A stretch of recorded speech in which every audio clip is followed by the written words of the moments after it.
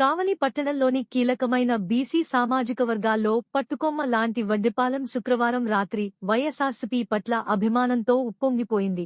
MLA Pratap Kumar రెడ్డిని ఆహ్వానించిన స్థానిక నాయకులు ఈ ప్రాంతానికి చెందిన 150 మందిని పార్టీలో చేర్చడం జరిగింది.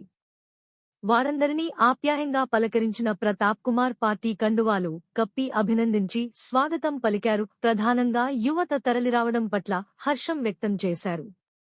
చల్లా లక్షీరావు, వల్లెపు కిషోర్, కొండలరావు, తురకా శ్రీనివాసులు ఆధ్వర్యం వహించారు. పార్టీ నాయకులు పరసు మాల్యాద్రి, జీవి తదితరులు పాల్గొన్నారు.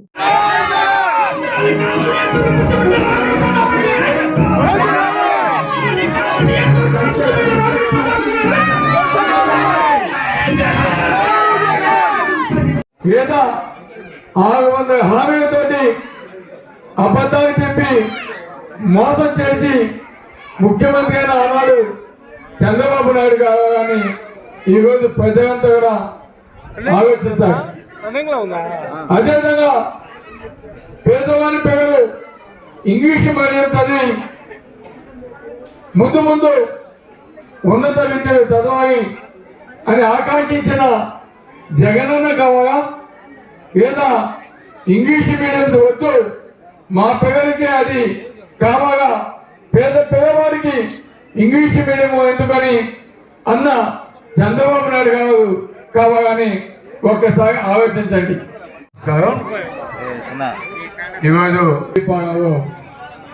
ఈరోజు యువతంతా కూడా పార్టీగా చేరుతున్న సందర్భంగా ఈరోజు ఇక్కడికి నన్ను ఆహ్వానించడం, ఈ కార్యక్రమంలో పాల్పంచుకోవటం నిజంగా చాలా సంతోషమైన. రాష్ట్రంలో జగన్మోహన్ రెడ్డి గారు ఏ విధంగా పేద ప్రజలకి ఏదైతే మాట ఇచ్చాడో, ఏదైతే వాగ్దానం ఇచ్చాడో ప్రతి ఒక్క పథకాన్ని కూడా 99% నెరవేర్చిన ముఖ్యమంత్రి ఈ దేశంలో ఏమైనా ఉన్నారంటే అది ఒక్క జగన్మోహన్ రెడ్డి గారిని గర్వంగా మేము దగ్గర తెలియజేస్తున్నాం.